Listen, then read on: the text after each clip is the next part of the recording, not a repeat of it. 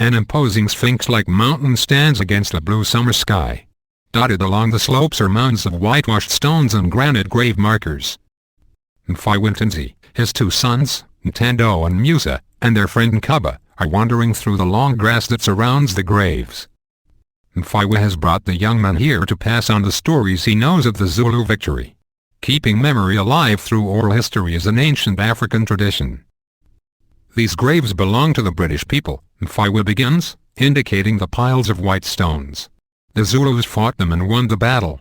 The British left their dead here on the battlefield and only came back to bury them months later, so each mound has 6 or 7, or even more, bodies.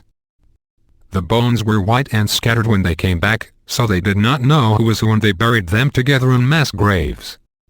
He points to a hilltop in the distance. The Zulus took their dead and buried them on that mountain. Mfaiwa is carrying a rusted spear and a knobkerrie club in his hand, both of which he flourishes as he talks to the young men. This is known as Ivisa, he says as he sweeps the knobkerrie low over the ground and then raises it to come swinging rapidly downwards. The Zulus would attack the knees first and then smash the head or the shoulder. The young men listen intently. This was my grandfather's spear, Mfaiwa adds, bringing the rusted weapon up to show the young men. It is known as Ikwa. He shoves the spear forward into the air and draws it back slowly. It was the sound, he says, of the flesh sucking at the blade when the warriors pulled it out of the British stomachs. The defeat at Isandlwana stunned the Victorian world.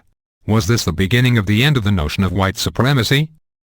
For a British public, the old controversy over whether Lord Chelmsford or Colonel Durnford was ultimately responsible for the defeat is an ongoing historical debate.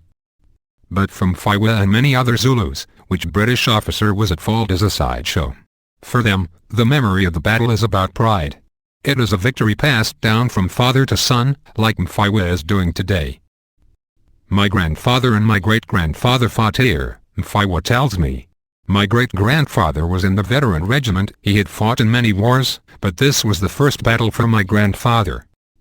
Through all the years of colonial oppression and apartheid, Isandlwana became more than merely a Zulu victory but a symbol to all black South Africans that white domination was not inevitable and could be defeated. Still, the scars of those years have not disappeared from South Africa. The area around the battlefield is a remote region of poverty, with high levels of unemployment and illiteracy. Mfaiwa himself had no job for many years until the Department of Tourism offered him a course in studying history and tourism management. It was only then that he understood that the courage of his grandfathers could still change his life today. I did not care so much about the management, he laughs. But I loved the history. I knew that I had found what I wanted.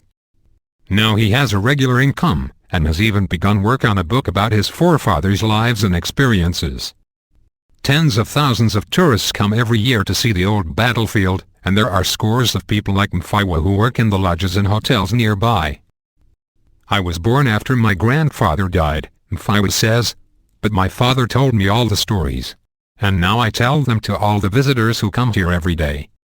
So, too, as interest in the battle grows, more and more is learned about Zulu history and traditions, much of which was ignored in the past. Late that afternoon, I go to Mfaiwa's home. It is a simple, round, mud-walled grass hut with no electricity. A coal stove burns inside, the evening meal cooking on its glowing top.